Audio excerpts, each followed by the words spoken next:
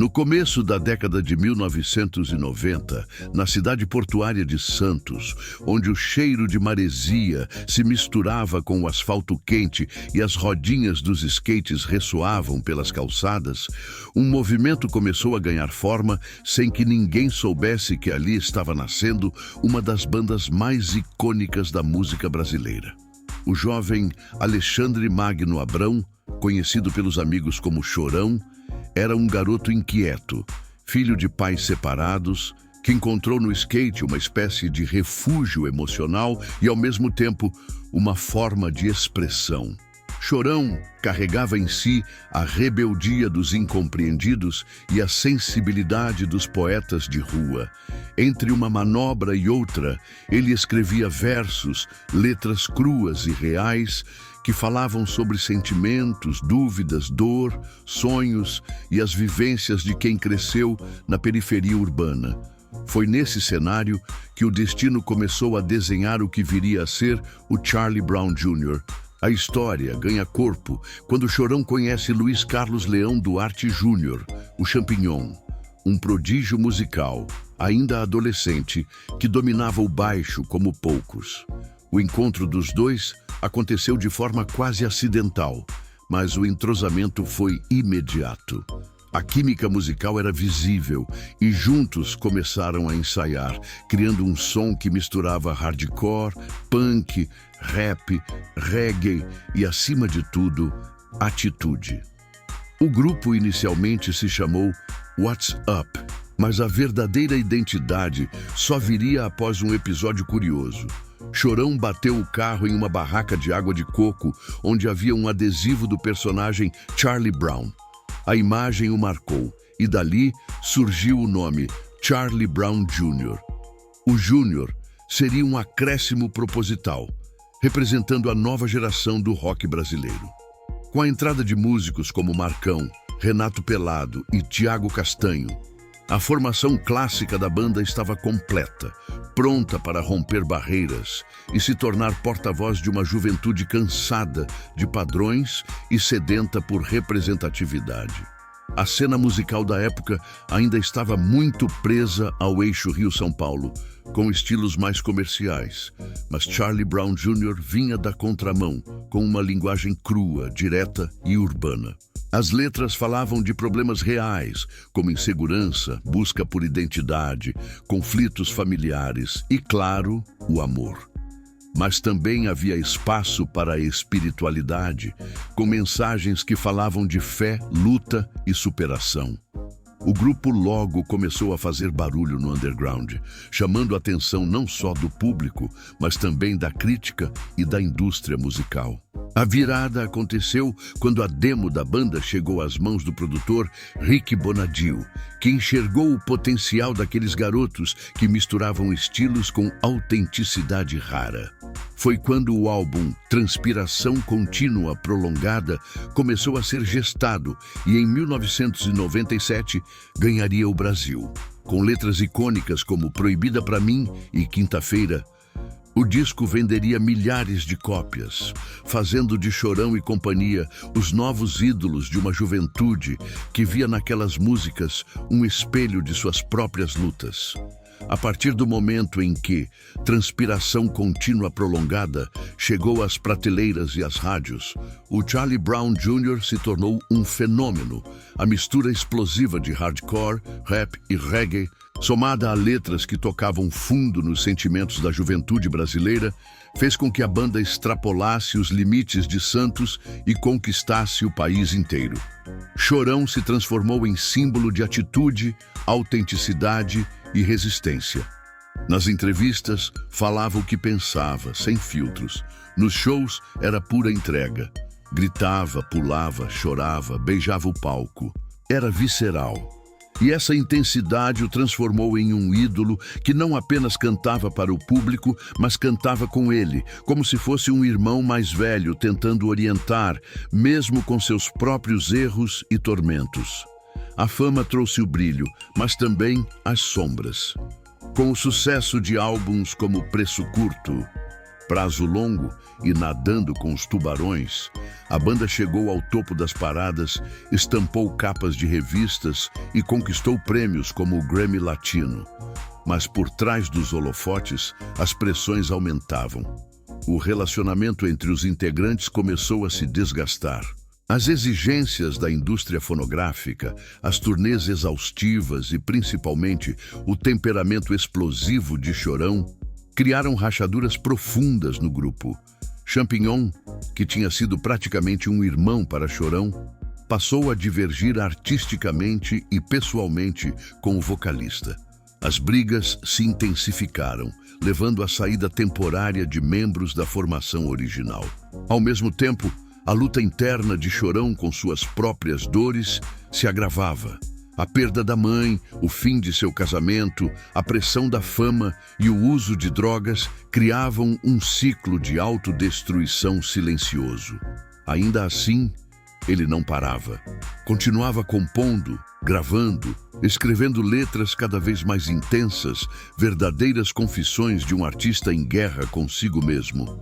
Músicas como Só os Loucos Sabem, Pontes Indestrutíveis e Céu Azul mostravam um lado mais maduro e melancólico de Chorão, que mesmo ferido, seguia tentando entender o mundo e seu lugar nele. A conexão com os fãs se mantinha forte, talvez porque muitos se viam naquele caos, naquela busca por sentido. Apesar das turbulências, a banda manteve sua força. Lançaram discos marcantes como Tamo Aí na Atividade e Imunidade Musical, que consolidaram ainda mais a identidade do grupo. As letras continuavam afiadas, críticas, sinceras.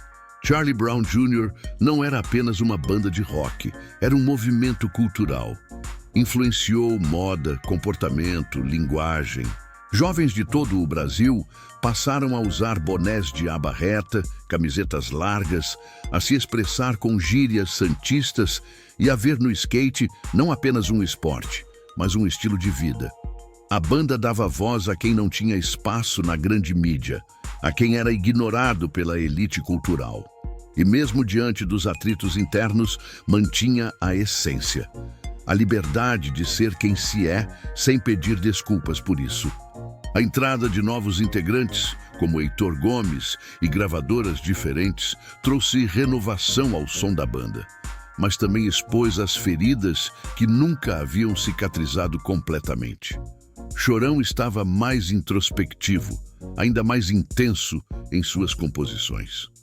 Apesar de sua figura carismática e forte no palco, sua alma estava visivelmente cansada. Mas ele não recuava. Para o público, era um guerreiro urbano, um sobrevivente que ainda tinha muito a dizer.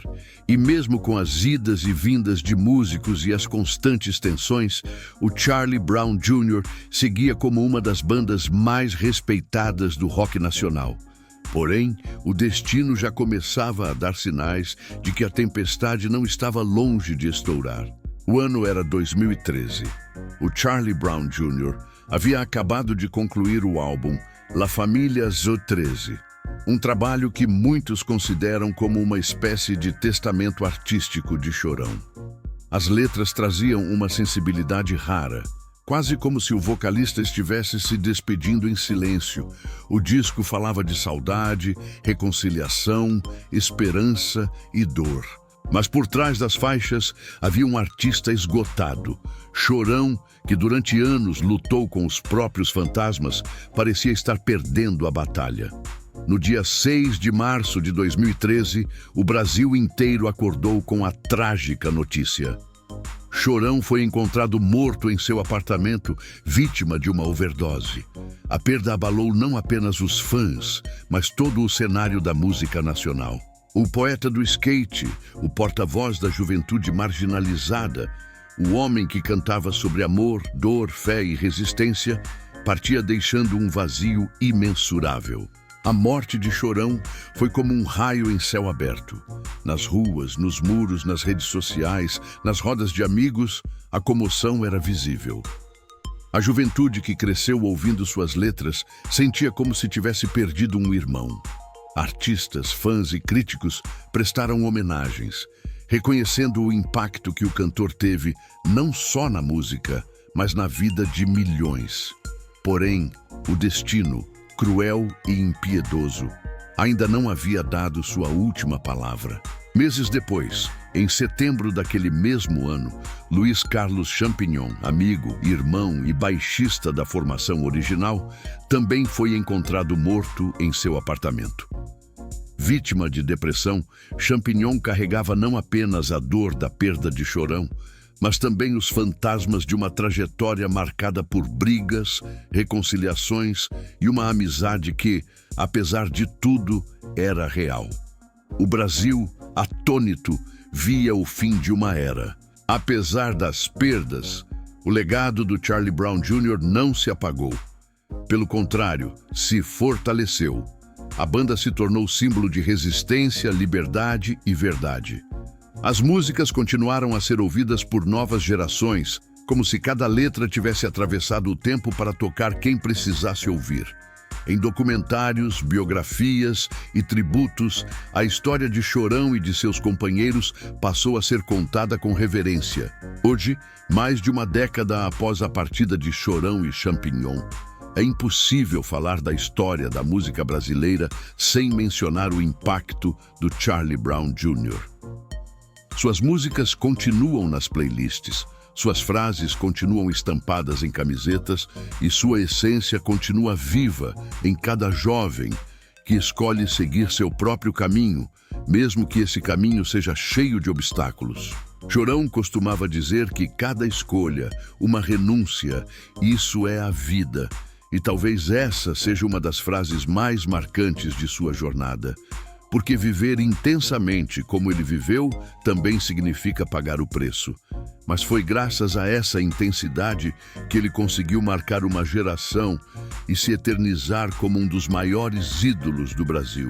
Se esta história tocou seu coração, se você também cresceu ouvindo Charlie Brown Jr., ou se você acabou de conhecer a força dessa banda, inscreva-se em nosso canal.